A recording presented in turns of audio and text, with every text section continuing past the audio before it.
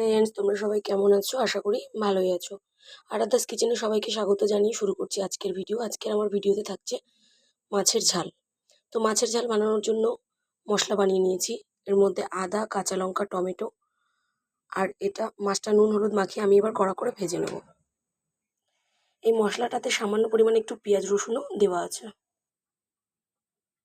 মাছটাতে নুন আর হলুদ খুব ভালোভাবে মেখে নিয়েছি। এবার আমি একে একে মাছগুলোকে ভেজে নেব।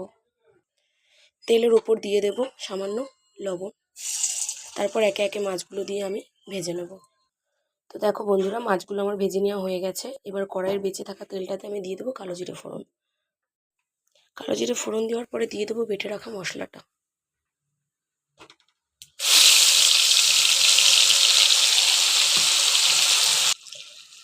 এবার এই মশলাটার মধ্যে দেবো জিরের গুঁড়ো, অল্প ধনের গুঁড়ো আর কাশ্মীরি লঙ্কার গুঁড়ো, হলুদ গুঁড়ো আর লবণ।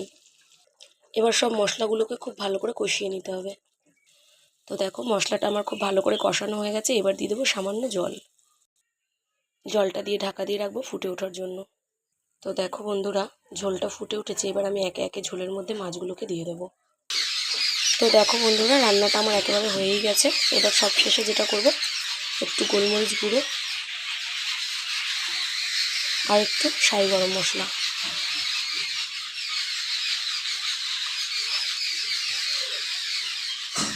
এই দুটোকে ভালো করে মিশিয়ে নিয়ে 2 মিনিট মতো গ্যাসের ফ্লেমটা লো করে চাপা দিয়ে রাখবো। তো রান্নাটা আমার কমপ্লিট। এবার আমি নামিয়ে নেব। তো দেখো রান্না করার পর দেখতে ঠিক কেমন হয়েছে, আর খেতেও কিন্তু অসাধারণ হয়। এভাবে বানিয়ে অবশ্যই খেও, আর লাইক কমেন্ট করো কেমন হয়েছে। সাবস্ক্রাইব করতে ভুলো না বন্ধুরা।